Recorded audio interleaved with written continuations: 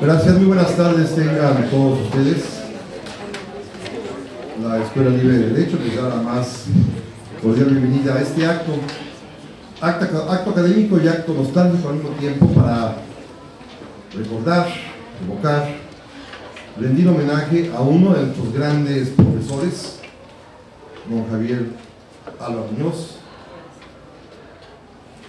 en cuyo honor se ha editado un libro de estudios penales justamente en su recuerdo, que el día de hoy tenemos el gusto de presentar, evocando por supuesto la figura de este egregio maestro.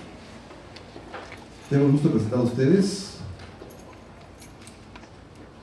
a las personas que integran esta mesa tan importante para nosotros el día de hoy, presidida por nuestro rector, don Fauzi Hamdan Ahmad, y contamos con la distinguidísima presencia del señor ministro de la Suprema Corte de Justicia de la Nación, don Mario Pardo Rebolledo, del señor magistrado don Francisco Javier Cárdenas, del señor magistrado don Horacio Armando Hernández Orozco y del señor doctor Juan Pablo Hernández Romo. Pero también está la presencia, por este retrato magnífico que está aquí acompañándonos, de quien hoy recordamos, don Javier Alba Muñoz, para quien pido un fuerte aplauso para poder iniciar esto.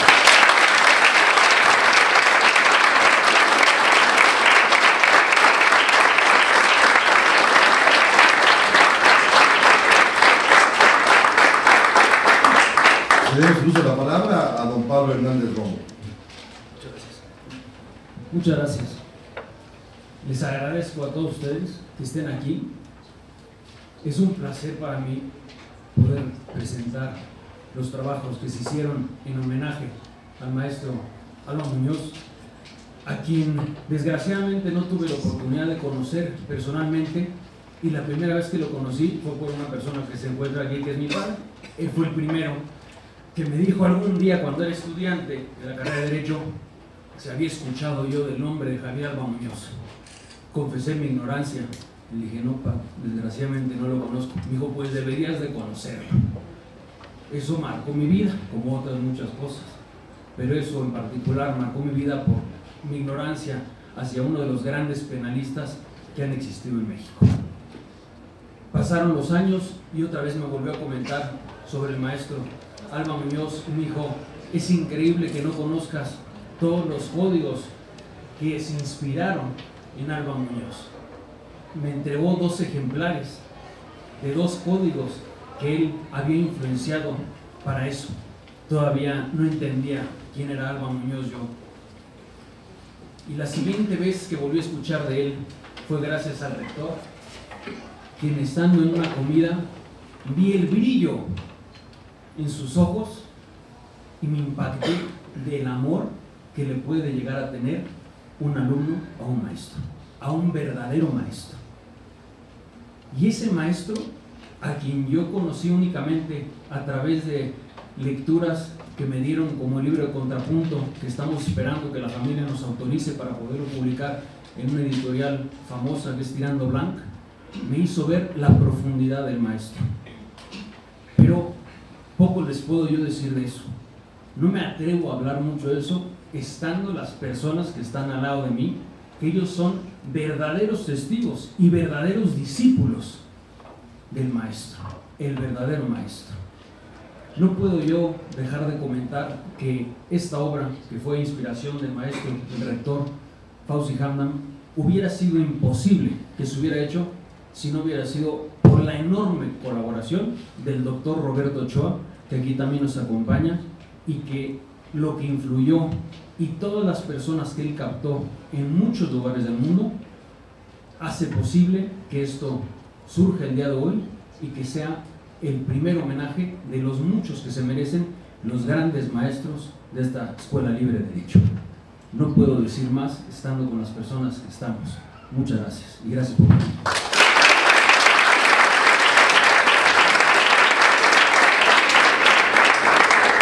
Le agradecemos a don Pablo Hernández Romo tomar las palabras, que me hacen además precisamente hacer notar la presencia el día de hoy de distinguidos profesores de esta escuela, encabezados por don Miguel Ángel Hernández Romo, antiguo rector, a quien le damos la bienvenida, por don Luis Díaz Mirón, presente aquí también,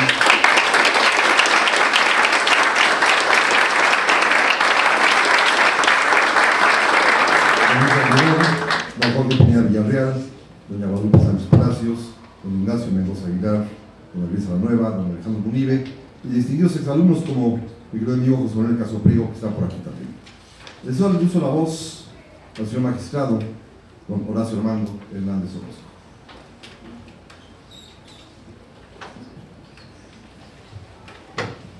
Hola, buenas tardes, tengan todos ustedes. Yo me sumo a estas felicitaciones que se realizan por este homenaje al maestro. De veras agradezco mucho a Roberto y a Pablo que hayan tenido esta voluntad de decisión de escribir o recopilar estos artículos en homenaje al maestro. Yo también soy afortunado y doy gracias a Dios porque me permitió convivir con el maestro, tenerlo como titular de la materia de Derecho Penal, en su parte general, que curiosamente es la materia que yo doy en el grupo donde él dio clase. Y bueno, la alegría y el gozo es tremendo, ahorita que está mi compañera Lupita Sánchez también, compañeros que compartimos esta clase con don Javier, con el señor ministro Jorge Pardo también, gracias ahí, el señor rector, mi maestro querido señor Villapando, pero curiosamente también estoy de gozo porque pues está aquí Francisco Javier Cárdenas, que fue junto a don Javier cuando yo tomé clase, también compañero de la judicatura, y también una gran amistad que me une con él. Entonces es un gozo tremendo, imagínense en esta situación, y hablar de nuestro don Javier Araújo. Traigo una presentación que vamos a ir platicando nosotros para dar un bosquejo sobre algunos aspectos del maestro. Y de veras, esa es la frase así. Cuando yo escuché de una persona que convivió con él muy cercanamente, que es juez de distrito, don Eric Torres, cuando se refiere a don Javier, dice, es el creador del derecho, dice. Él no era alguien que estuviese inventando el derecho, como a veces nos dicen nuestros maestros, no inventes, no legisles, no. Él era un creador del derecho. Y sus testimonios que están plasmados en tesis de jurisprudencia y en algunas jurisprudencias de la época donde el tocó trabajar en la corte, así se advierten. Sus clases eran una maravilla, donde uno aprendía, y como su frase célebre, se aprende por cansancio conmigo. Y el maestro así era, un creador de derecho, y quieras o no, un formador de hombres. Porque varios de los compañeros que estamos aquí, y que ahora, por azares del destino, nos escapamos a la materia penal, pues lo recordamos con gusto en ese sentido. Don Javier nació en Encarnación de Díaz, que es un pueblo, un municipio del Bajío de Jalisco, en La Chona, como le conocen en ese lugar, y él empezó a desarrollar en el Bajío sus primeros estudios. Él estudió en el seminario menor, su vocación apuntaba para ser sacerdote, muy probablemente. Él es hijo de una familia numerosa, tiene varios hermanos, actualmente nada más uno de ellos le sobrevive, y varios de sus hermanos se dedicaron a esta situación del estudio y el amor a Dios. Una de sus hermanas que le sobrevivió después a don Javier, bueno, pues era una monja, podríamos decirlo así. De hecho, su único hermano que le sobrevive está en Campeche y está dedicado como de cuerpo y alma, lo que es a Dios, no es padre, pero sí está ahí. He tenido la oportunidad de platicar varias ocasiones con él. Y don Javier tenía esa vocación inicial, que estudió en el seminario menor, en la zona del Bajío, y ahí fueron sus primeros estudios. ¿Cuál es la situación por la cual después se traslada aquí a la Ciudad de México? Hay varios comentarios. El hermano que le sobrevive es un hermano que es casi 10 años menor a él y que no tiene muy bien ubicada la situación, pero se sabe que él, jugando en alguna ocasión fútbol, tuvo una lesión. El campo de fútbol se había abonado recién, entonces él tiene esta lesión de fútbol. Esta lesión no es atendida en la forma adecuada o correcta, lo cual posteriormente ocasiona que tenga que cortar una pierna a don Javier. Hay una teoría dentro de la iglesia que es del Dios sanador, del Dios que sana, y se establece bajo esta teoría, no lo digo que todas las iglesias lo sigan, pero sí la mayoría, donde el padre, la gente que nos da la misa, debe ser un hombre completo, al menos en su integridad física, para tener esa semejanza del Dios sanador. Se entiende que cuando el maestro pierde su pierna, dice, bueno, tú no puedes dedicarte a esto. Entonces, de alguna u otra forma, él tiene que dejar el seminario. lo cual no es que establezca un sentimiento o resentimiento hacia Dios, porque el maestro nunca dejó de creer en Dios ni en los hombres. Simplemente se dio cuenta que su vocación iba a ser otra, que su vocación no iba a estar en la iglesia, su vocación iba a ser otra. Este hecho hace que el maestro se traslade a la Ciudad de México, en su momento criticado por su familia, no hubo un apoyo, pero luego no lo abandonaron, vamos. Simplemente, ¿te quieres ir a la Ciudad de México? Pues ve a la Ciudad de México. El maestro llega aquí y es auspiciado por un buen hombre, que vamos, también es un compañero egresado de la Escuela Libre de Derecho. Ahorita que platicaba con el señor rector también lo recordó con mucho gusto y agrado. Juan José González Bustamante, egresado de la Escuela Libre de Derecho, que conoce a don Javier. Y en ese momento le brinda el apoyo necesario para que estudie aquí en México. Don Javier ya se cuidaba por la cuestión de las lenguas, de hecho hablaba muy bien latín, y él estudia, en la mañana despejamos esta duda, lo que es su secundaria y primaria en el colegio francés, y él ahí revalida algunos estudios, obtiene la acreditación de esos estudios y posteriormente se incorpora a la Escuela Libre de Derecho. Don José González Bustamante es maestro en la Universidad Nacional, llega a ser secretario de la UNAM y le proporciona la posibilidad de dar clases al maestro, pero le indica que el camino para ser abogado es en la Escuela Libre de Derecho. Y efectivamente, aquí se hace abogado don Javier Aldana Muñoz, pero no únicamente le da la indicación de que hay que estudiar en esta escuela, que hay que ser hijo de esta escuela. También González Bustamante llega a ser ministro de la Suprema Corte de Justicia y de igual forma arropa al maestro en la corte. Don Javier, un hombre siempre agradecido. Él señalaba: yo le debo a él, refiriéndose a González Bustamante, lo que sé, pues si algo sé, fue gracias a él. Él tuvo fe en mí. No paraba de señalarlo, decirlo a la ocasión que se presentaba. Siempre agradecido con el maestro González Bustamante. Esta foto es muy interesante. En medio vemos al señor ministro en la primera sala, en lo que sería el extremo izquierdo de mi mano, derecho de ustedes, sería un joven. Ese joven es don Javier Aldana Muñoz, que está ahí. Es una foto muy bonita, muy agradable, de que traen lloranzas. Y bueno, aquí tenemos ya en la sala, en la primera sala, don Javier.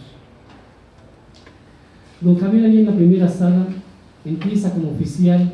En ese tiempo probablemente se acordara Jorge Gerardo y Francisco Javier, que todavía nos fueron nombramientos muy especiales, ¿no? Había oficiales judiciales de varias categorías. Don Javier empieza por la categoría menor, oficial de quinta, así se señala. Y así empieza don Javier en la Suprema Corte de Justicia. Se titula en la Libre el 21 de abril de 1948. Estamos a unos días de celebrar lo que sería un año más de abogado de don Javier. La tesis Derecho Penitenciario, ensayo de formulación de una doctrina. Él siempre le preocupó la materia penal, siempre le gustó la materia penal. Esto tiene un porqué. El ministro González Bustamante era un penalista. Y en ese sentido, pues don Javier también tomó ese amor, esa afición al derecho penal. Y es un amor, la verdad es un amor que se ha dedicado a eso. Esta tenemos aquí su credencial, ¿no? Dice Dirección General de Pensiones. Aquí tenemos al joven don Javier Aldana Muñoz.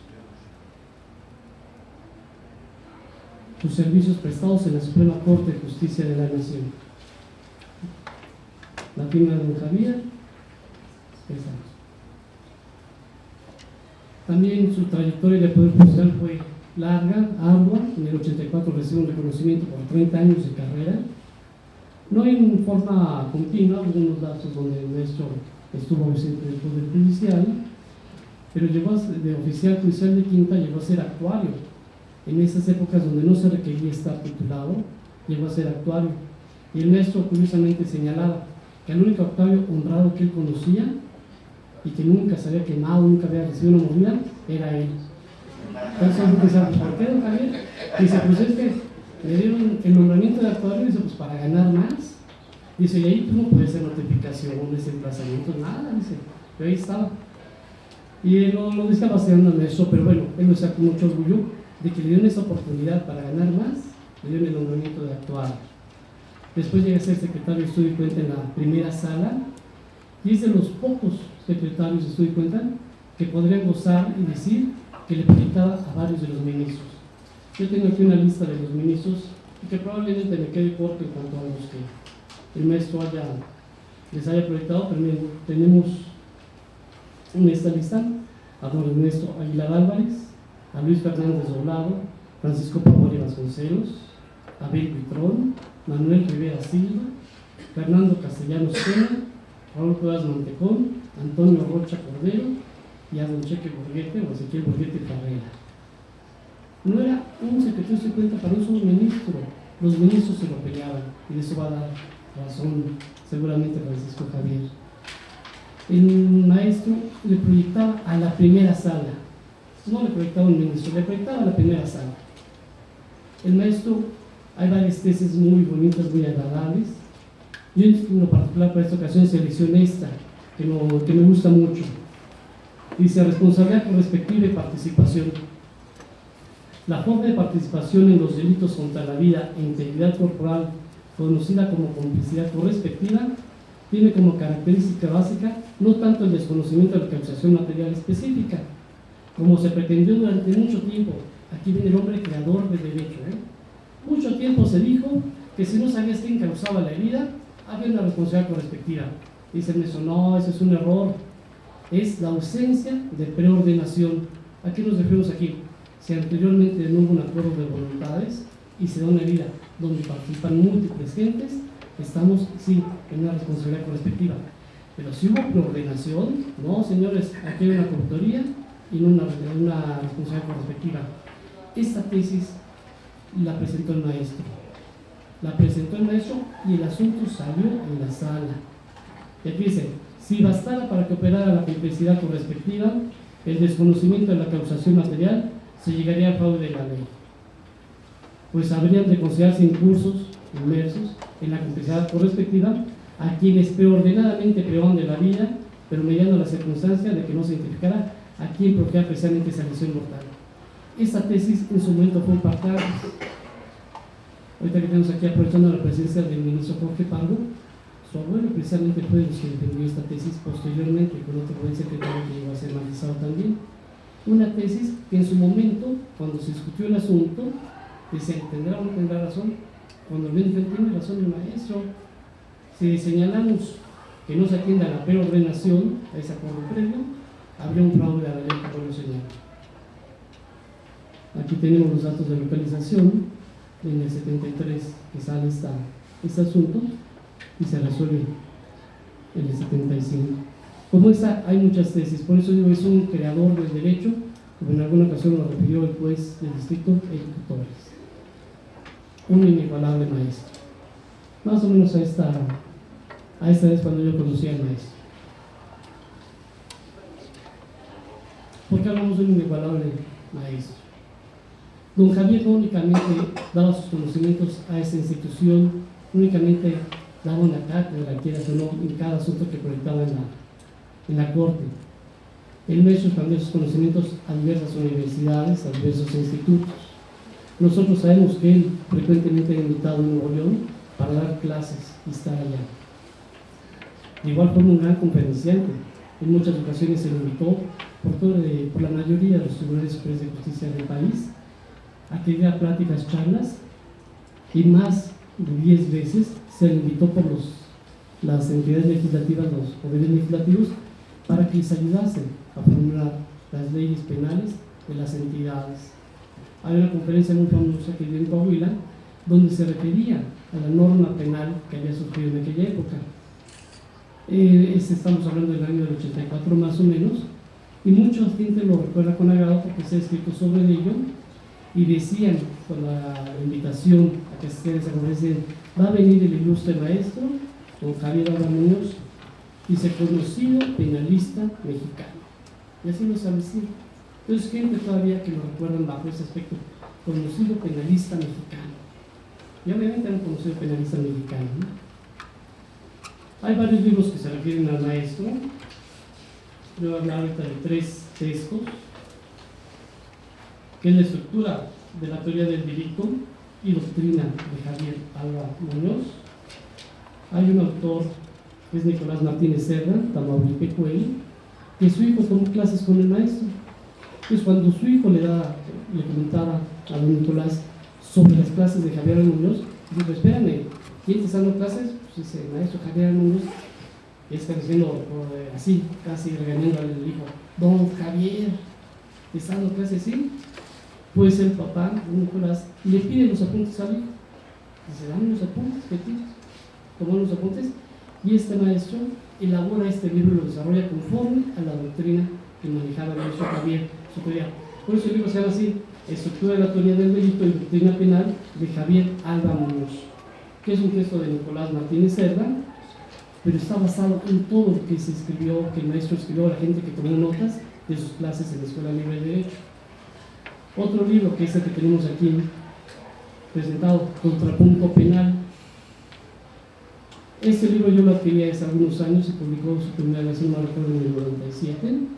Yo cuando lo vi me dio mucho agrado, Javier Alba Muñoz ya había fallecido el maestro para esa época. Y lo voy viendo y me llamó mucho la atención cómo estaba estructurado el libro.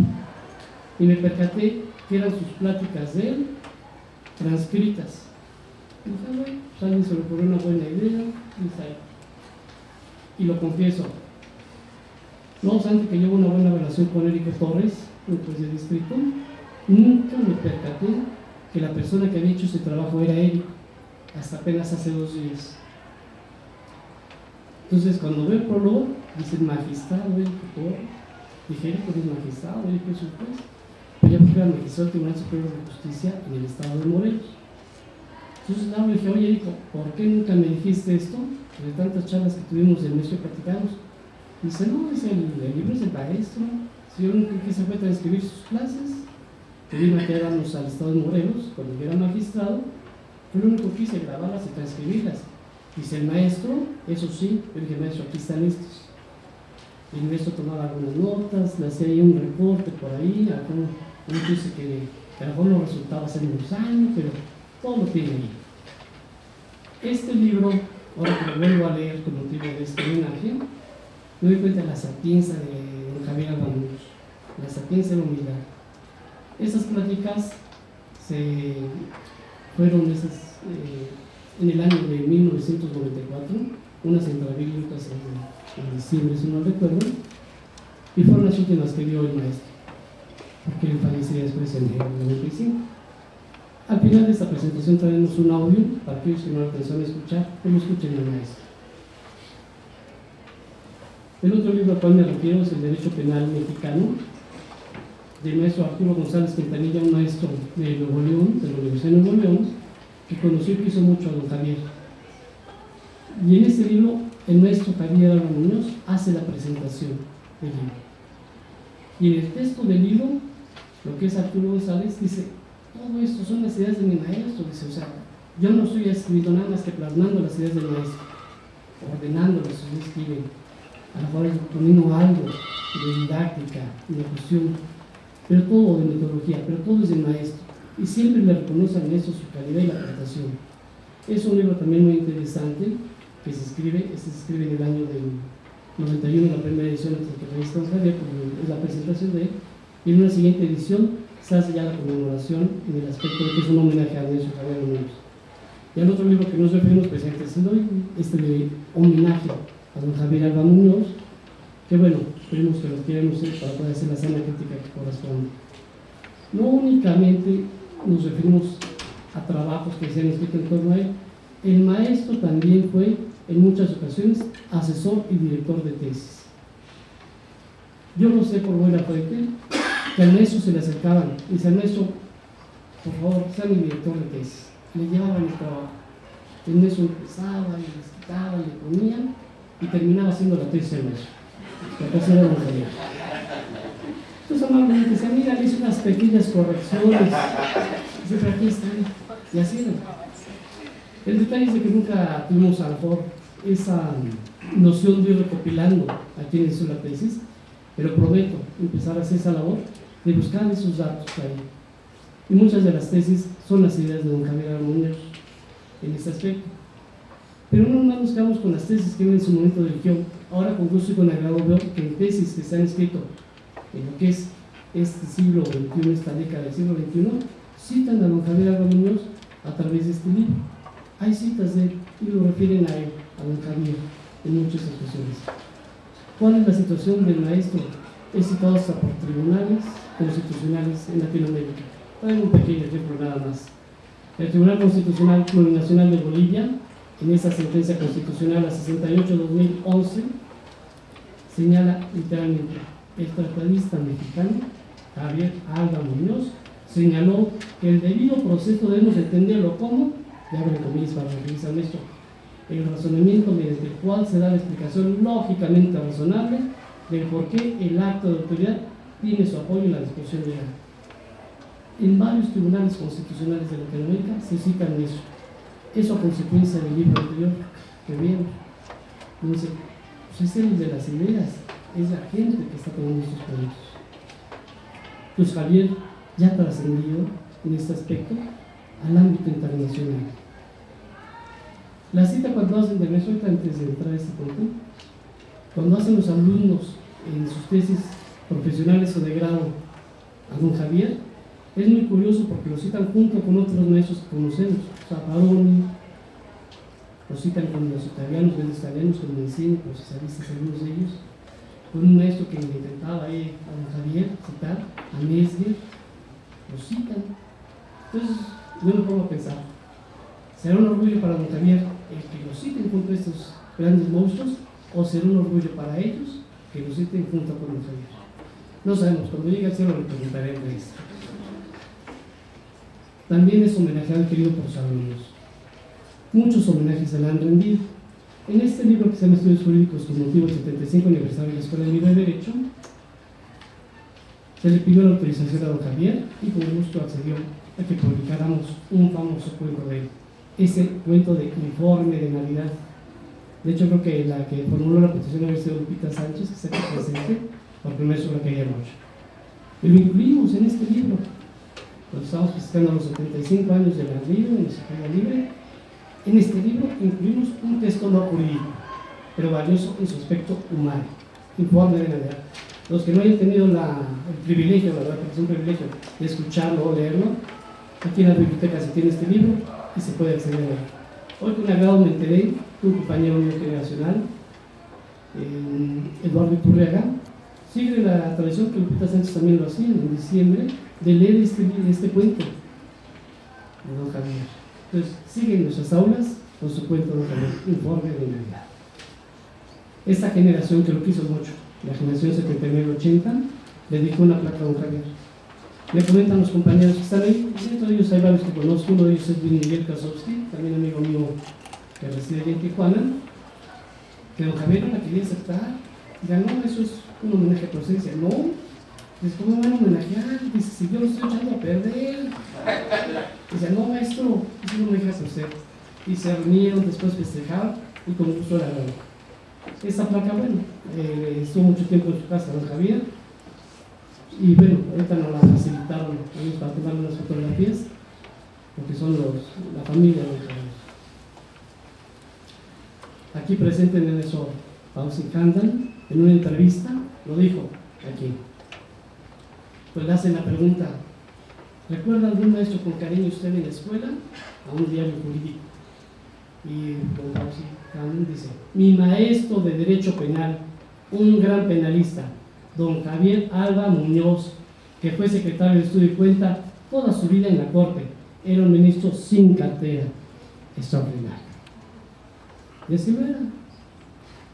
Hay una anécdota que platican los secretarios de Estudio y Cuenta, que ahora son magistrados, que conocieron y convivieron con don Javier, en el aspecto que él luego le ponía calificación a los ministros.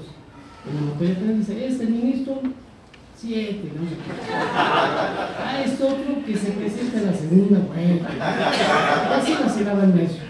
Y los ministros sabían de eso. Luego que los ministros decían: ya ves, te reprobó el maestro, ¿eh? La semana pasada, que fue la comida de la Libre, me tocó estar ahí con una compañera magistrada. Y esa compañera trabajó en la corte, con María Luis Garriga. Y ella dice que era escribiente en la primera sala y tomaba la nota de lo que iba saliéndose de la sesión. Y que ella dice que en una ocasión estaba ahí tomando la nota Y uno me dijo, voy a pedir que se suspenda la sesión un momento. Este asunto se lo voy a consultar a don Javier Alba. Y dice, pues adelante, se suspendió la sesión de la primera sala porque el ministro iba a consultar el asunto con don Javier.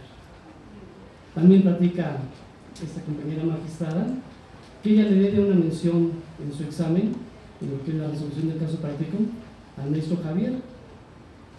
Ella hizo sus tesis, no recuerdo sobre una cuestión administrativa, pero el caso práctico iba en función a la materia final. Y ese día había pedido permiso para faltar. Y cuando le dice al maestro que va a hacer su examen, que lo invitaba, dijo, muy bien, felicidades niña. Dice, ¿ya sabes las últimas reformas? ¿Cuáles reformas? ¿Cómo? ¿Estas? No, pues no las sé. Y en ese momento don Javier, dando su cátedra, en clase privada ahí en la corte, le instruyó sobre las reformas. Cuando llega al examen, pues Marian, se sienten y empiezan a preguntarse, hay unas nuevas reformas que establecen esto. Prácticamente el cielo se paraba de poner de pie, diciendo, esta niña brillante, ¿no? En el background que tenía de la casa de don Javier, claro que iba a sacar esa mención. Sus frases célebres, era único el maestro, único. Los perros tienen miedo. Don Javier llegó a ser juez del distrito, estuvo en Campeche, en la época que era gobernador Alberto Trueba Reguín. Hubo algunas diferencias con el gobernador y algunas situaciones con el personal. El maestro amaba a los animales, los quería. Una de las causas que se establecen a favor de esa situación, que después haya dejado el cargo de juez y se haya regresado a la corte, es que tenía como mascota una boa, se llamaba Gustavo la boa. En aquella época, estamos hablando que en el juzgado, la parte de abajo de esas casonas viejas, la parte de abajo era el juzgado y la parte de arriba vivía el titular, así fue en Tijuana, en Veracruz, Campeche, en muchos lugares. Entonces la parte de arriba lo que fue pues como su vivienda era don Javier y en la parte de abajo era el juzgado. Y a veces pues la boa se llegaba a escapar y le pegaba acá susto a los oficiales que para qué les suelta. Este perro que está allá, que se alcanza a ver, aquí en esta foto está don Javier, de este lado, con su hermano. Un perro que está allá es el Vespa, que probablemente a lo mejor lo haya conocido Francisco Javier, en esta casa de mar Mediterráneo, en la colonia de Tacuba.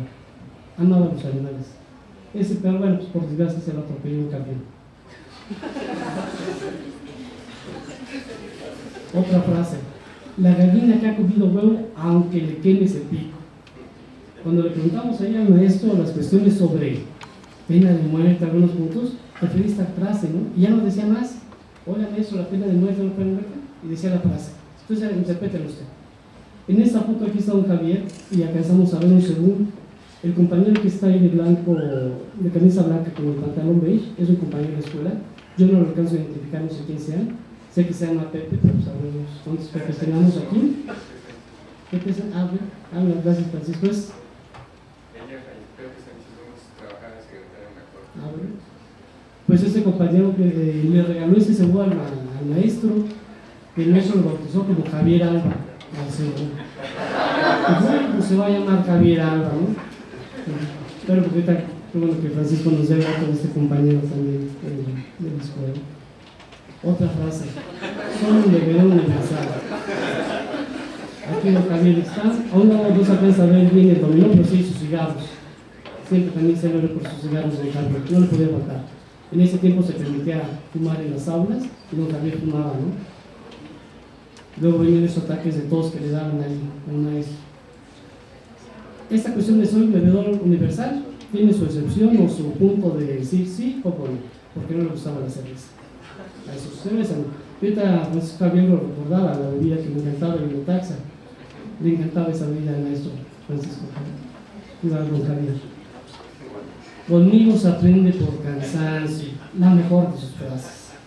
Todas las clases reiteraba las ideas, se las señalaba. Me acuerdo muy bien cuando decía, el kernel es el eje rector del tipo penal.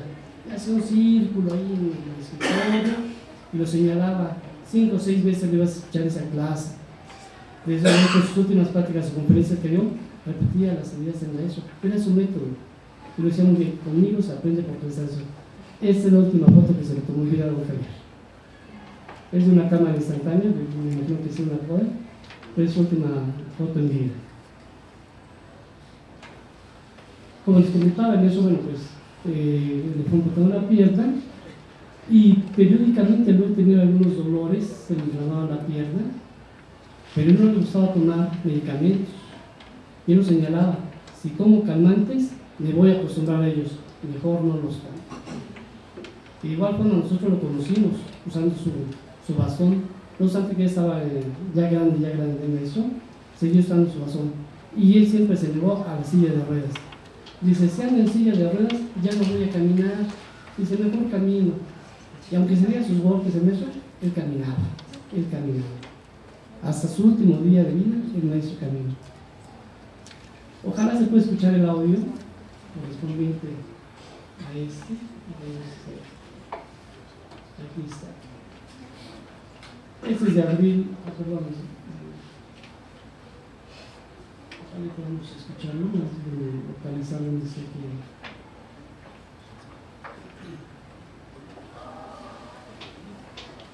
Esa fue la plática que dio el maestro creo que no se alcanza a escuchar, ¿no? Pero encuentro el botón correspondiente. A ver, creo que ahí es. No escucho. Una lástima ahí. Esta audio que traía preparado, que bueno, por fallas técnicas ajenas a mi voluntad, no puedo escuchar, se refiere a unas charlas que dio de un curso de actualización en la parte sustantiva del Tribunal Superior de Justicia de Morelos, conjuntamente con el Tribunal Unitario Colegiado en este tipo único, el 18º circuito, y con lo que fueron las autoridades del Ejecutivo que lo llevaron al maestro. Esto es en el año del 94, que fueron las últimas que ganó.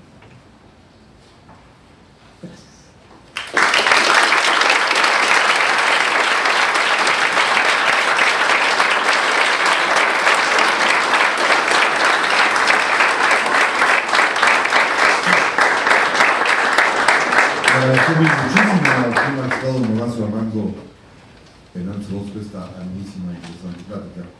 Y ahora también, con todo gusto, le cedemos el micrófono a otro magistrado que vino desde Puebla para estar aquí con nosotros en esta ocasión, con su personal además, a quien agradecemos su presencia, con Francisco Javier Cárdenas Ramírez, también exalumno de nuestra escuela.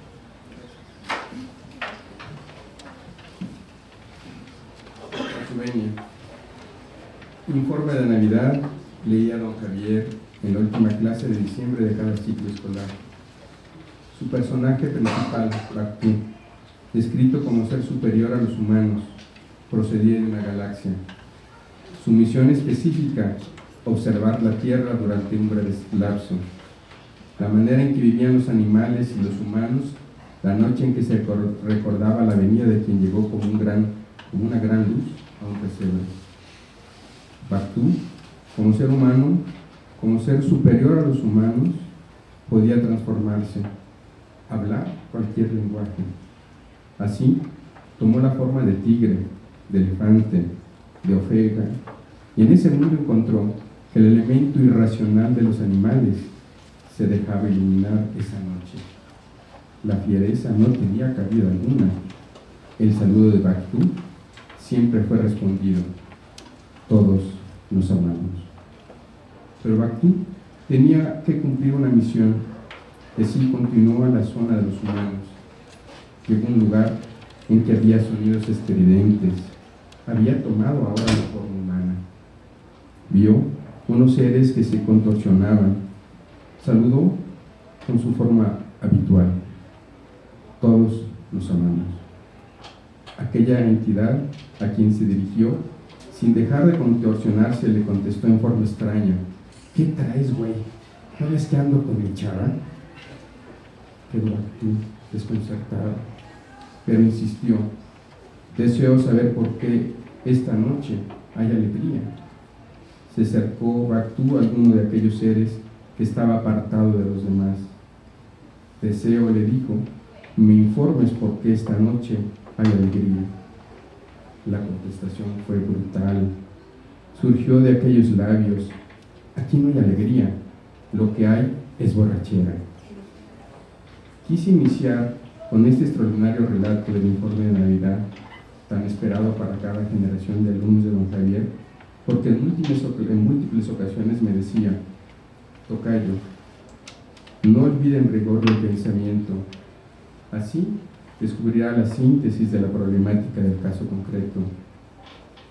En ese informe, el maestro nos muestra que en rigor del pensamiento se traduce realmente en esa gran e innata capacidad de síntesis que poseía, pues nos deja gran testimonio de su formación profundamente espiritual.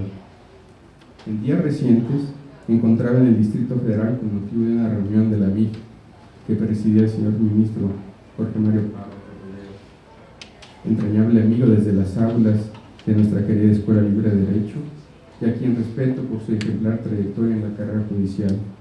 Y al finalizar dicha reunión, me comunica que había estado horas antes aquí, en nuestra querida escuela. Y con motivo precisamente de este homenaje que ahora nos reúne, me había propuesto incorporarme a este grupo, y que el señor rector, nuestro querido maestro Fausto Amar, y el señor secretario académico, nuestro buen amigo José Manuel Villalpando, habían tenido a bien aceptar tal propuesta, que mucho agradezco, especialmente por tener la oportunidad de recordar algunas de las anécdotas que viví con don Javier, y que ya antes había tenido la oportunidad de contar generosamente con el tiempo de don Jorge Mario para externárselas. José Manuel Villalpando, nuestro querido amigo, en algunos de sus libros que le relataba, decía él que no sabía cómo había llegado a esa escuela, esos pasajes que él había descubierto en sus talleres, algo parecido me había sucedido.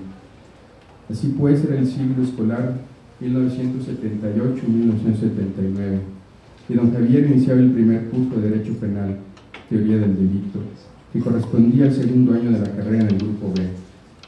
En aquel tiempo salía de clases un servidor y me dirigía en metro a la biblioteca de la Suprema Corte a realizar las tareas encomendadas por los profesores y también hacer tiempo para mi encuentro con mi padre para ir a comer juntos cuando se podía, ya que el resto de la familia vivía en Guanajuato.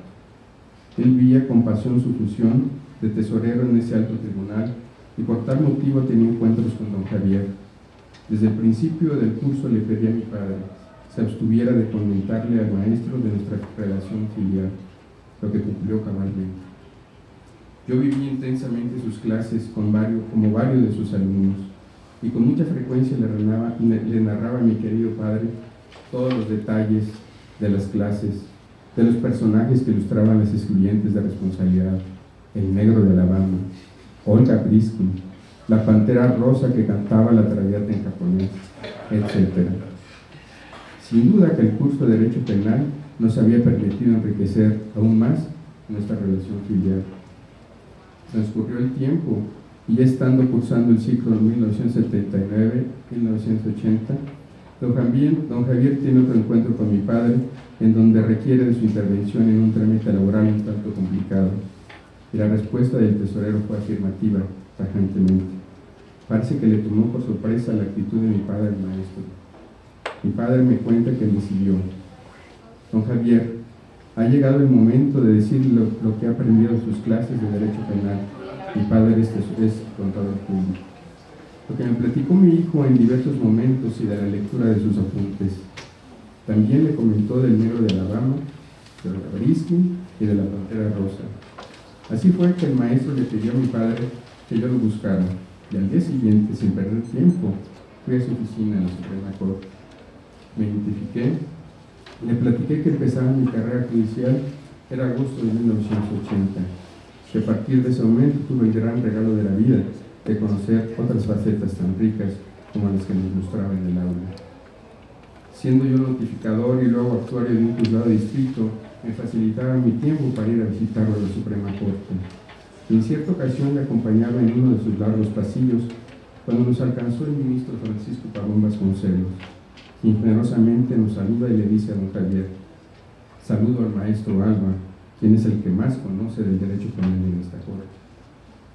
Surgió una amistad, diría yo, con las dos secretarias del maestro, que elaboraban los proyectos para ser presentados en la primera sala, y me compartían el que por los dolores que le aquejaban a don Javier, no era posible su estancia de cada día en el alto tribunal. Así que un día antes de la lista de los asuntos correspondientes de su secretaría se dio cuenta como recordaba nuestro querido maestro hace unos momentos. Llegaba a su oficina saliendo de su clase en la escuela, tomaba cada uno de los expedientes y por su extraordinario rigor de pensamiento, como él nos enseñaba, iba dictando en limpio, como destacaban sus secretarias, cada uno de los 20 o más asuntos de esa lista, sin parar, añadían sus fieles colaboradoras. Este ritmo fuera de serie en ocasiones producía una jornada de trabajo en la que se llegaban a asomar los rayos del día siguiente. Ya luego se retiraba a casa con la tranquilidad del deber cumplido. Sus colaboradoras me compartían su felicidad laboral. Los asuntos de don Javier salen limpios para el engrose. Tuve la fortuna inmensa de que dirigiera mi tesis profesional laureada con el título de La imputabilidad disminuida. Fue el 24 de abril de 1984 la fecha del examen. Me citó una hora antes. Volvimos a hablar de la pasión que nos unía por la vocación de juzgador. Yo ya estaba en juzgado de distrito proyectando. Volvimos a hablar de la pasión y sin duda para ayudarme a controlar mis nervios propios de la ocasión. Presidí el sínodo nuestra querida e inolvidable maestra y comadre a la apóstol doña Laura Tergueros. El invitado especial, un amigo entrañable de la familia, el ministro de Retiro y expresidente del más alto tribunal, don Pedro Guerrero. También integraban el generoso maestro y gran conocedor del juicio de amparo, don Armando Hostos, nuestro homenajeado maestro don Javier Alba y el joven profesor Gerardo Marta. Confieso que durante mi examen busqué la mirada siempre protectora de don Javier. Además, siempre la encontré. Y como nunca la necesitaba, mi padre decía y como nunca la necesitaba en ese momento, pues mi padre había invitado a varios señores ministros para el acontecimiento. Y de ellos nos dimos cuenta el maestro y yo, al momento en que nos fuimos saludando a la llegada a la escuela. Al finalizar el examen, todavía con la gran emoción, me dice don Javier que me invitaba a hacer su segundo adjunto y que tendría la oportunidad de exponer en su clase de la escuela el tema de mi tesis. De inmediato acepté.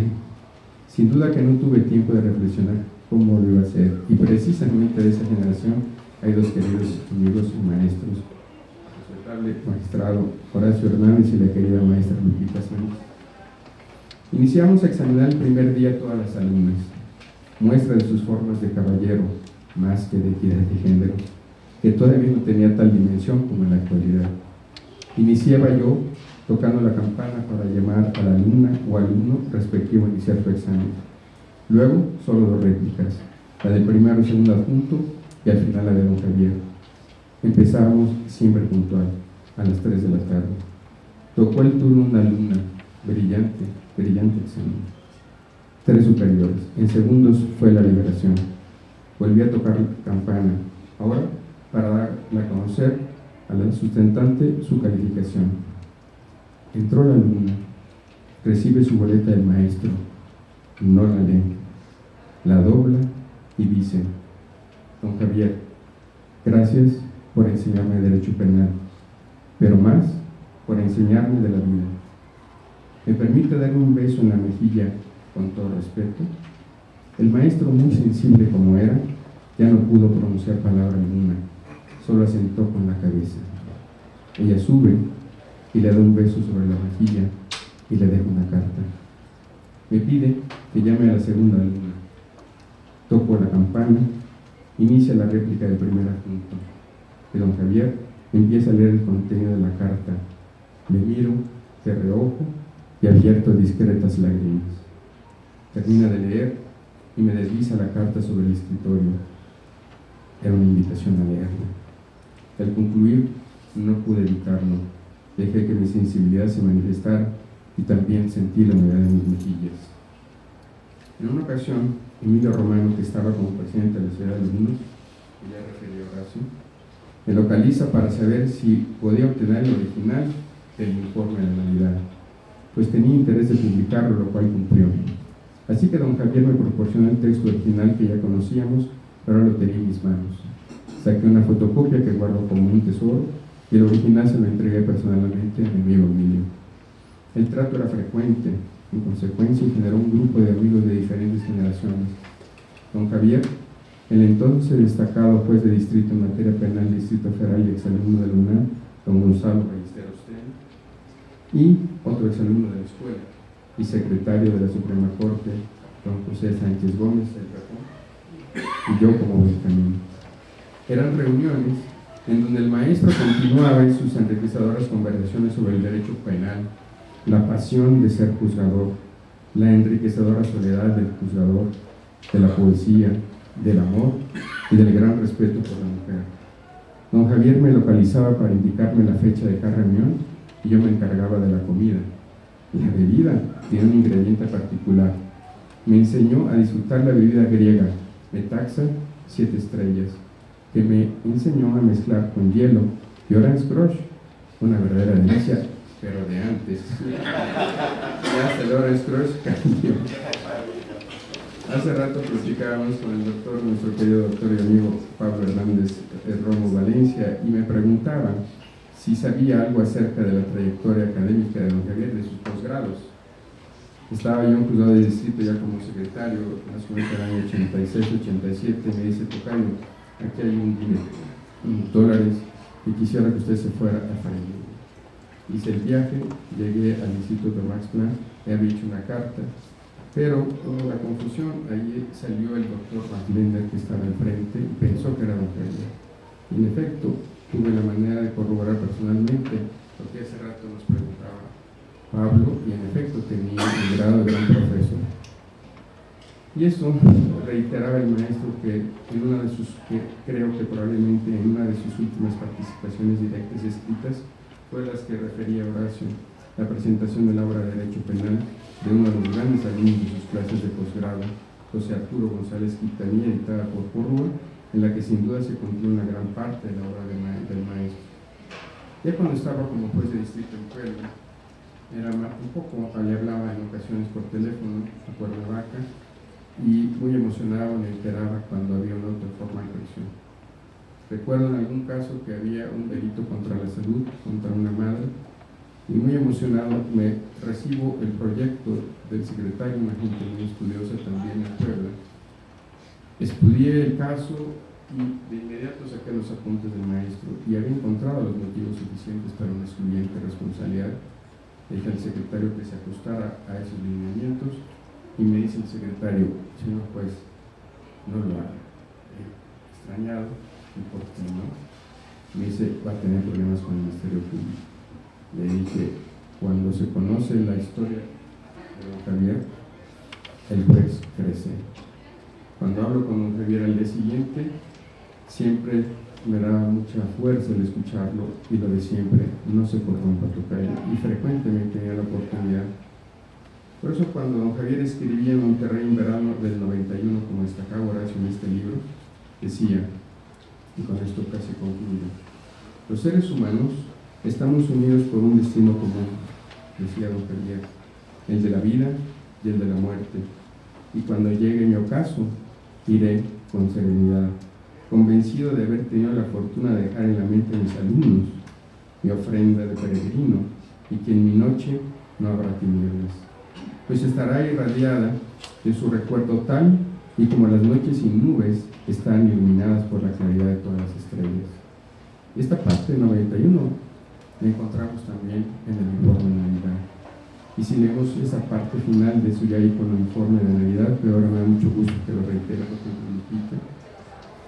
repite. Su mensaje me ha reconfortado, dice Milta, su mensaje me ha reconfortado. Viajaré a la láctea Andrómeda Megacaima. No temo las grandes cavernas del universo. Si perdiera el rumbo, sé que una gran luz me guiará. Llegaré en un 20º de junio. Concluimos su presencia actual en nuestra entrañable escuela sin miedo a las tinieblas. El porqué la distinción del maestro, el porqué de sus frases que contenían sustancias y sentencias, conmigo van a aprender por cansancio. El verdadero jurista debe ser humilde. No se corrompan, porque el que se corrompe, cualquiera lo compra, y lo peor, cualquiera lo escupe. La mayor alegría de un maestro es cuando ve brotar el conocimiento del alumno, y de Bakú que haya paz. Gracias por su atención.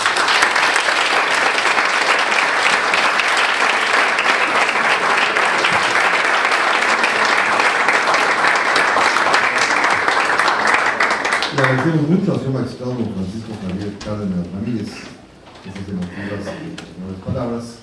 Y no quiero pasar desapercibido a la presencia de dos profesores más que se han incorporado con nosotros, don Manuel García Pimentel y don Rafael González Uribe, para poder ceder la palabra con mucho orgullo para esta escuela a nuestro querido profesor y ministro de la Suprema Corte de Justicia, don Jorge Mario Pardo de Bolívar. Muchas gracias, maestro Infante, señor rector, amigos, compañeros magistrados del circuito, Francisco, Horacio, mi querido doctor Pablo. Es un honor estar compartiendo esta mesa con todos ustedes. Y desde luego es un gran gusto, un regocijo escuchar todas estas remembranzas de don Javier Alba Muñoz. Decía mi estimado Pablo que él no había tenido la suerte de conocerlo, y yo le diría que son de esas personas que uno tiene que conocer en la vida para poder darle el real valor a las cosas. Y son de esos maestros que enseñan tan solo con su presencia. No requería de dar muchas explicaciones o de ser muy extenso en sus conceptos. Así es que para mí, yo no tuve la suerte de convivir tan cercanamente con el maestro Alba Muñoz, y fui su alumno, también tomé el curso y también escuché el informe de Navidad, emocionado, como nos emocionábamos todos los alumnos, cuando aquel maestro de apariencia un poco hosca derramaba esa sensibilidad de esa manera tan directa y tan brusca que nos sorprendía a todos. Muchos terminábamos, como decía hace un rato Francisco Javier, con lágrimas en los ojos por el relato, pero sobre todo por la intensidad con la que él leía ese cuento. Pues yo quisiera hablarles un poco sobre los ensayos que contiene esta obra. Yo difícilmente podría agregar más de lo que se ha dicho en relación con ese gran maestro y gran personaje que fue don Javier Alba Muñoz. Es de destacar la anécdota que platicaba Horacio, en el sentido de que en la primera sala de la Suprema Corte de Justicia de la Nación se llegaron a suspender las sesiones y a posponer la votación de un asunto porque había que consultar a don Javier Alba Muñoz. Y los señores ministros, maestros, especialistas, autores de muchas obras en materia penal decían: momentito, yo no quisiera expresar mi opinión sin antes haber escuchado la de don Javier Alba Muñoz. Y entonces, en la sesión de la sala, se hacía una pausa y se mandaba a traer al señor secretario de Estudio y Cuenta, don Javier Alba Muñoz, para escuchar su opinión sobre un caso concreto. Ese era el tamaño de don Javier Alba Muñoz en la Suprema Corte de Justicia de la Nación. Pues bien, decía yo que yo quisiera ahondar un poco en relación con los trabajos que contiene esta recopilación. Sin duda se trata de una importante colección de artículos académicos cuidadosamente seleccionados y editados que abarcan una diversidad de temas concernientes a las ciencias jurídico-penales. En esta obra, algunos de los discípulos más destacados de don Javier, de gratísima memoria, pensaron ofrecer al maestro un homenaje de afecto, gratitud y reconocimiento por su destacada vida y trayectoria dedicada a la docencia.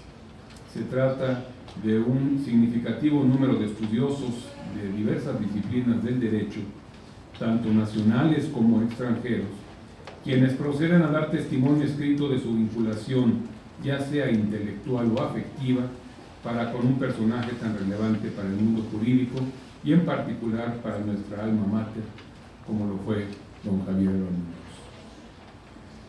Fueron algunos de sus propios alumnos quienes consiguieron el proyecto de ofrecerle ad honorem una gran miscelánea de trabajos jurídicos, todos de un alto valor científico y académico.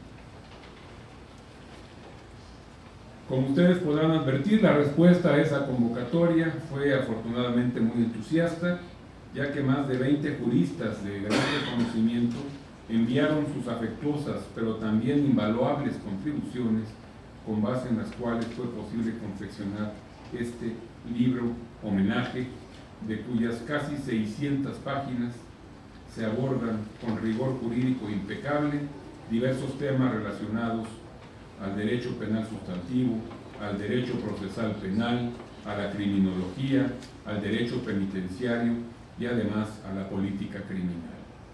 Se trata, por así decirlo, de varios libros en uno, debido a la curiosidad y amplitud con que cada uno de los temas que lo componen ha sido desarrollado.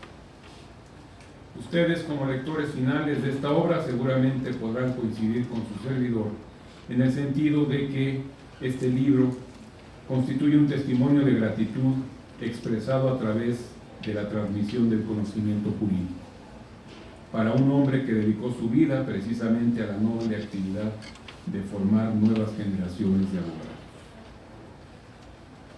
Este libro fue brillantemente coordinado por los juristas Pablo Hernández Romo Valencia y don Roberto A. Ochoa Romero, quienes a su vez se han sumado a este selecto grupo de voces agradecidas en torno a la figura del profesor Álvaro Muñoz.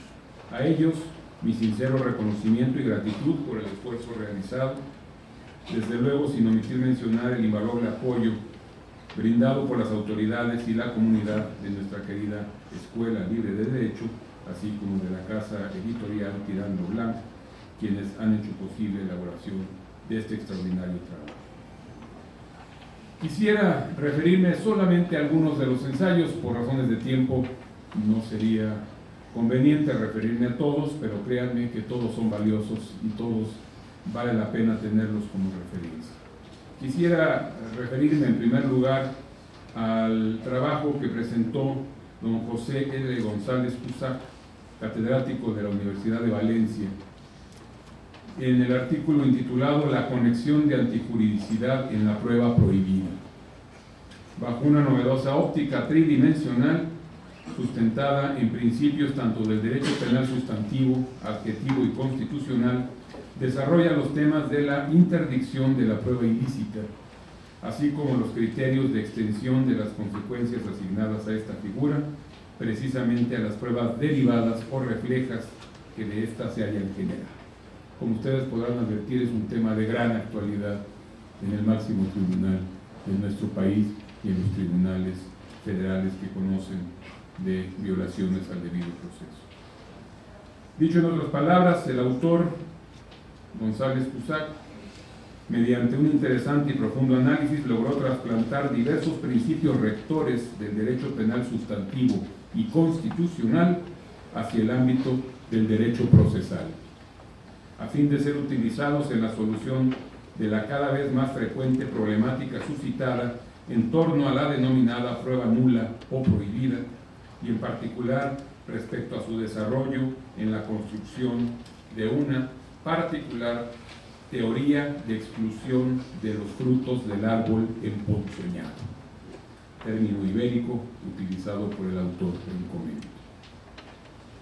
En otro de los muy valiosos trabajos que contiene la obra, Alfredo Aro Goñi, catedrático de nuestra Escuela Libre de Derecho, en su novedosa y polémica ponencia intitulada El catálogo de penas a nivel federal y su inconstitucionalidad, concluye, a través de la aplicación de los métodos histórico, comparativo y sistémico, que el artículo 24 del Código Penal Federal, en el cual se encuentra previsto el catálogo taxativo de las consecuencias jurídicas susceptibles de imponerse al responsable de la comisión de un delito, deviene inconstitucional, entre otras razones, sostiene el autor, por no diferenciar debidamente entre las figuras de pena y medida de seguridad, lo que a criterio del autor en cita se traduce en que estas últimas figuras, es decir, las medidas de seguridad, al no estar expresamente contempladas en el texto de nuestra Constitución, pero además al no existir un criterio legal que logre diferenciar unas de otras, devienen inaplicables so pena de generar indefensión e inseguridad jurídica al gobernado. Desde luego un planteamiento muy interesante que desde luego también debe ser objeto de análisis y reflexión detenido. Por otra parte, don Julio Hernández Pliego, catedrático a nivel de posgrado de nuestra alma mater, en su estudio La apelación como derecho fundamental, sostiene un desarrollo argumentativo de tipo convencional en sintonía con la reforma constitucional de junio de 2011. Llega a la conclusión de que en materia penal el derecho al recurso, es decir, el derecho a una segunda instancia revisora de toda actuación jurisdiccional que se estime lesiva de la esfera jurídica del imputado, constituye un derecho humano constitucional y convencionalmente tutelado. Desde luego, aspectos relacionados con los principios de acceso a la justicia y de recurso efectivo, también tan en boga hoy en nuestros días. Otro tema que resulta sumamente interesante y que es desarrollado en la obra es el relativo a los cambios constitucionales, a la defensa adecuada, los errores del constituyente permanente. Con esa frase lapidaria lo califica mi querido maestro don Pablo Hernández Romo. Y en esta ponencia podrán ustedes advertir una serie de argumentaciones jurídicas por cuanto se refiere al hecho de que la finalidad del derecho fundamental a la defensa adecuada simple y sencillamente consiste en asegurar que una persona a quien se imputa la comisión de un delito tenga un juicio justo. Sin embargo, con base en esta premisa, el autor, aquí presente, realiza una interesante reflexión. Si existe una prerrogativa fundamental a la defensa adecuada, esta no será tal cuando el propio abogado defensor sea el que incurra en un error en perjuicio de su patrocinado. Es decir, también el procesado o indiciado tiene derecho a ser protegido de los errores de su asesor o de su defensor. Y desde luego, frente a este supuesto, ¿debe generarse alguna consecuencia jurídica en favor del imputado que lo resintió? Estas y otras interesantes interrogantes podrán ser contestadas mediante la obligada lectura de la ponencia a la que he hecho referencia y que no se las explicito porque desde luego queremos que este libro forme parte de su acervo de consulta permanente. Finalmente hago referencia a otro estudio muy destacado del otro coordinador de esta obra, don Roberto Ochoa Romero, que presenta una ponencia titulada Los beneficios por colaboración con la autoridad en el ámbito de la delincuencia organizada en el estado de cuestión después de la reforma constitucional del año 2008. Tema de vibrante actualidad. Analiza don Roberto de manera amplia y exhaustiva el problema de la naturaleza jurídica de la figura del testigo colaborador, así como de la potencialidad probatoria de su declaración, para lo cual, entre otras afirmaciones, pugna por la eliminación en el medio jurídico de la preponderancia demostrativa que usualmente se le ha otorgado a este tipo de testimonios. Y en su lugar sostiene la implementación del criterio de la corroboración objetiva de la veracidad de estas declaraciones, como una suerte de medida procesal tendente a disminuir los indignos móviles que usualmente conllevan a la maquinación de injustas acusaciones en contra de cualquier gobernado bajo la sombra del anonimato del testigo protegido, tales como el odio, la venganza o la búsqueda de un trato penal o penitenciario preferente o más bien favorable. Debiendo destacarse el llamado que realiza el autor a las autoridades jurisdiccionales de instancia a fin de que en estos casos actúen bajo el más profundo recelo en la apreciación de tales medios de convicción, esto es, con la mayor prudencia, objetividad y siempre bajo las máximas de la lógica y la experiencia, a fin de reservar el estado garantista en el cual debemos desenvolver. Pues bien, tal y como anticipé, debido a que esta presentación tiene solamente como objetivo el recomendar e invitar a la lectura de un texto jurídico, no abundaré más en la exposición de los valiosos trabajos reunidos en esta magna obra. Estimo que con el pequeño avance que de su contenido acabo de compartir con todos ustedes, seguramente se habrá generado un natural interés por adquirir y leer esta obra. razón por la cual desde este momento hago una atenta exhortación a todos los amigos, compañeros, alumnos aquí presentes, para que acudan a brevar el conocimiento de esta obra. Considero que este trabajo se suma a lo mejor de la bibliografía jurídica contemporánea y dada la pluralidad de enfoques plasmados por los autores que en él intervienen, la amplitud de temas abordados, la juiciosidad con que cada uno de ellos fue desarrollado y además la claridad expositiva que los engalana, constituye una aportación de alto valor para cualquier jurista, sin importar el ámbito profesional en el que se desarrolla. Finalmente, debo decir que existe una máxima popular que dice que toda gran realización tiene nobles ideales que la sustentan, pero sobre todo personas singulares que la hacen posible. Este libro homenaje es prueba palpable de ello. Estoy seguro que nuestro querido maestro don Javier Alba Muñoz, desde donde quiera que se encuentre, debe sentirse orgulloso de esta importante obra jurídica que algunos de sus más conspicuos discípulos han erigido en su honor, pero sobre todo alegre y feliz de saber que el cariño, admiración y afecto que le profesamos ha sido capaz de traspasar las barreras a fin de rendirle un sencillo pero sentido y merecido homenaje por su fructífera labor dedicada a la docencia de manera muy destacada en nuestra Escuela Libre de Derecho. Muchas gracias.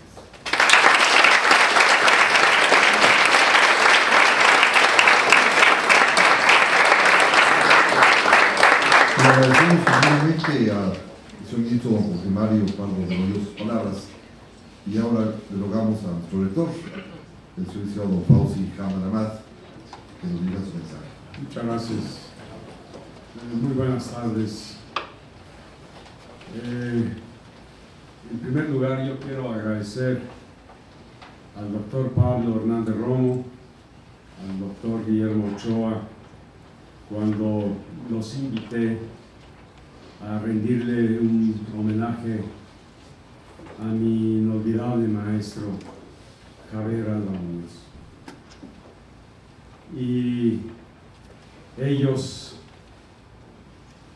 realmente creo que fueron motivados simplemente por el enunciado de su nombre, y sobre todo el doctor Hernández Romo, quien precisamente al iniciar su ponencia o su exposición aludió a que la primera vez que había oído hablar del maestro Javier Alba Muñoz correspondía al mi querido maestro don Miguel Ángel Hernández Romo. Nos abocamos primero para encontrar algún familiar que diera cuenta de lo que fue los últimos años del maestro, porque cuando yo fui su alumno y me dirigió la tesis, él tenía 1 año de haberse casado. Estoy hablando del año de 1968, cuando terminé mi carrera. Él fue mi maestro en 1965 y se casó con su antigua novia de la juventud, precisamente en la época en que a los 19 años sufrió el accidente jugando fútbol y que lo privó de una pierna. Entonces iba al encuentro con él a su casa para dirigirme la tesis en Tiers, en un departamento. La señora había quedado viuda y después de casi 35, 40 años de que hubiera sido su novia, se casaba con él.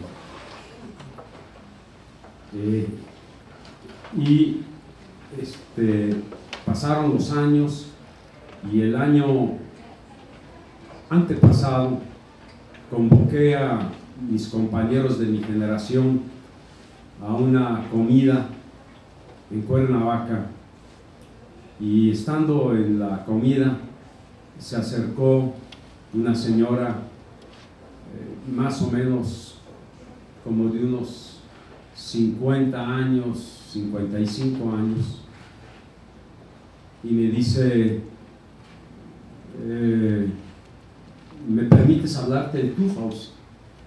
Pues ya me estás hablando de tú. Claro que sí. Dice: no te vas a acordar, pero en 1968, en Tiers, tú ibas con el maestro Javier Alba Muñoz para la dirección de tu tesis profesional. Y me acuerdo esos sábados, que fueron muchos, que toda la tarde se dedicaban a la tesis. El tema que yo creo que el maestro más le gustaba: las causas excluyentes de culpabilidad, que en la tesis tuve que abordarlas todas y cada una de ellas, y que en mi examen profesional, presidido por don Raúl F. Cárdenas y los distinguidos juristas, el maestro Ignacio Mendoza Iglesias, don Javier Alba Muñoz, Fernando Espeleta, cuando le tocó la réplica al maestro Ignacio Mendoza Iglesias, dijo muy claramente: está bien su trabajo, compañero, pero cada una de las excluyentes de culpabilidad, no de causas de justificación, merece cada una de ellas una tesis. No es posible que en una tesis haga usted una sinopsis de todas ellas. Obviamente la capacidad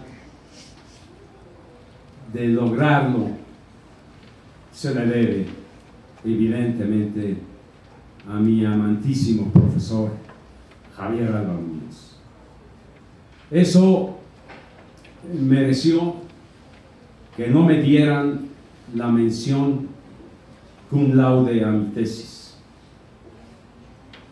porque el que se opuso fue el maestro Mendoza Iglesias con este argumento legítimo.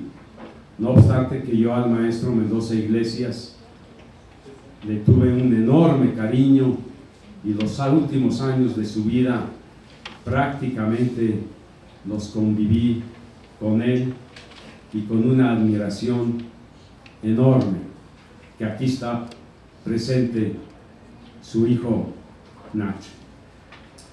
Entonces, cuando me abordó la señora, me dice, lo primero que me surgió: platíqueme del maestro. Ella era, digamos, su hijastra del maestro Javier Alba Muñoz. Y dice: bueno, no es el momento aquí en este ágape de la generación. Y estaba junto a ella una chica que había sido mi alumna, y me dice: le presento a mi hija, que teóricamente sería la nieta, la hijastranieta del maestro Javier Alba Muñoz, chica que por cierto fue mi alumna. Y luego, cuando ya estábamos pensando en qué familiar o familiares acudir para que nos dieran material o alguna anécdotas de la vida del maestro, pues acudí a ella, y a mi convocatoria estuvimos presentes el doctor Pablo Hernández Romo y un servidor. Estuvo ella, la licenciada Michelle Carrillo. y nos entregó Contrapunto, y personalmente me entregó una carpeta de sus poemas y cuentos, entre ellos obviamente el Informe de Navidad, que desde luego cuando yo fui alumno de él todavía no lo componía. Yo fui alumno de él en 1965, pero ya en este trae cuentos, poemas, reflexiones, y que no lo traigo conmigo, pero que sí lo anuncio, lo voy a encuadernar bien, no como un libro, y voy a multiplicar por X número ese libro de sus poemas y de sus cuentos. Lo que siempre el maestro tenía, más que ser el gran jus penalista, era un auténtico filósofo del derecho. El señor hablaba latín como el castellano, hablaba el alemán como el castellano, incluso quizá mejor, y entonces su estructura de pensamiento era formidable, la estructura más impecable que he conocido en un abogado. ¿Por qué?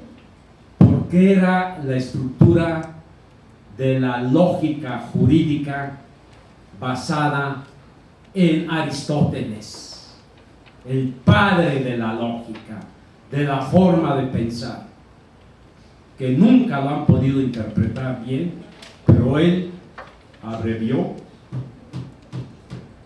del libro, de lo que se pudo rescatar del libro de lógica de Aristóteles, después del incendio de la biblioteca de la Alejandría en el siglo VII. Él lo leí. Él leyó al filósofo en todas sus obras, la ética, el Nicomaco, política, etc.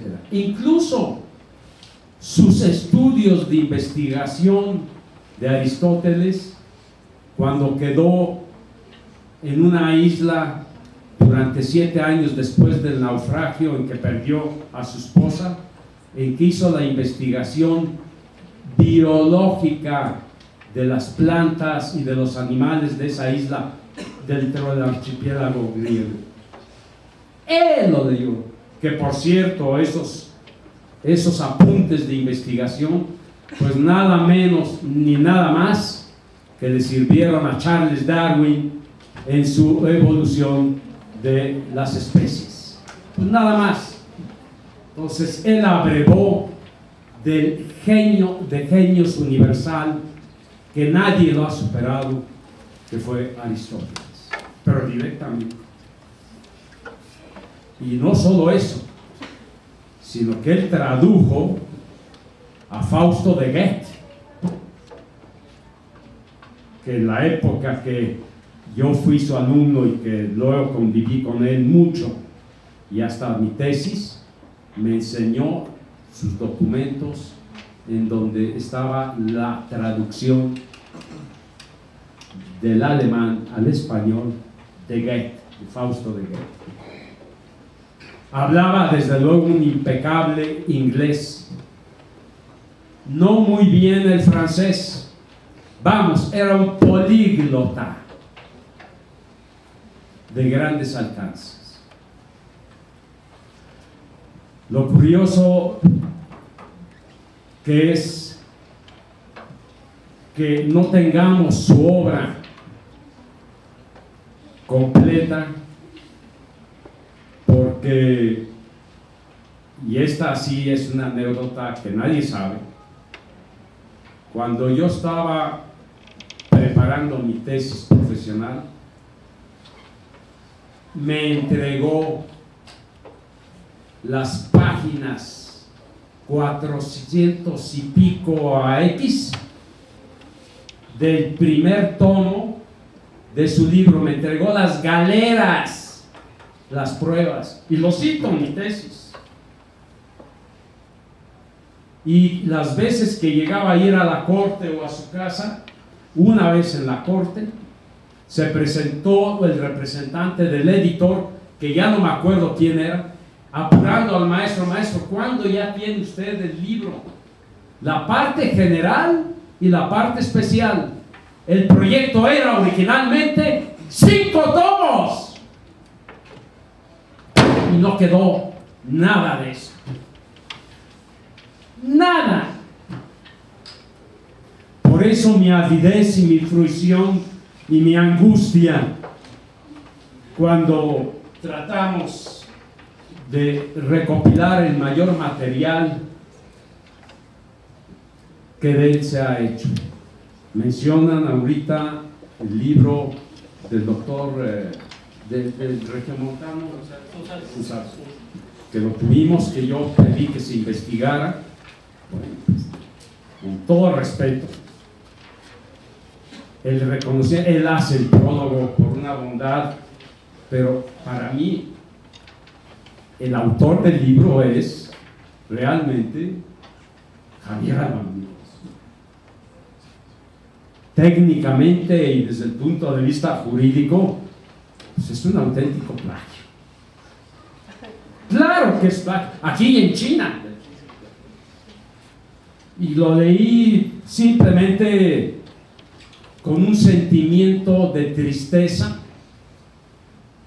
y esa mezcla de coraje y de angustia de haber tenido yo en mis manos parte ya de la obra. No me acuerdo qué editor era. Lo que sí me acuerdo es que no era Porrúa. No era Porrúa. No lo digo en plan de bastidor, porque sé que no era Porrúa. Y no quedó nada. No quedó nada porque es cierto que el maestro era de una capacidad de síntesis extraordinaria, dice usted bien, pero cuando lo argumentaba con ese lenguaje tan preciso y conciso y técnico, básicamente filosófico, era un placer escuchar, era un poema escuchar al maestro.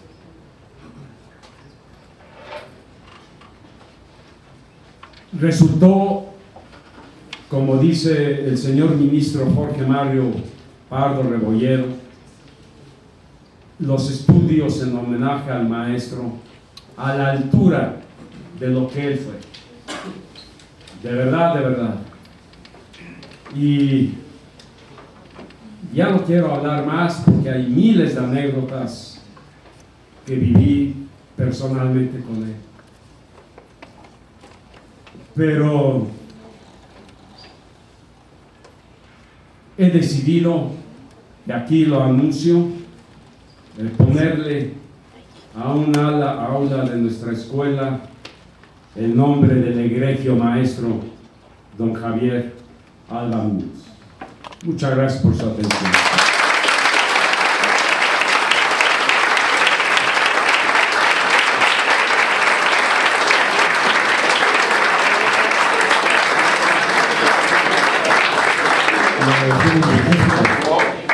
Antes de irse, me permito en nombre de la Escuela Libre de Derecho otorgar un reconocimiento a las valiosas intervenciones de don Pablo Hernández Romo Valencia,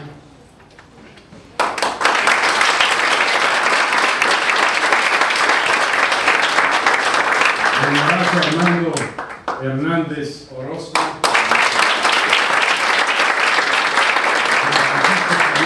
Cárdenas Ramírez.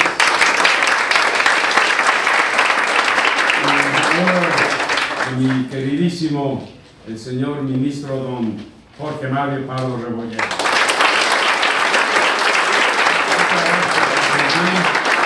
Y gracias por haber estado en esta velada de reconocimiento al maestro.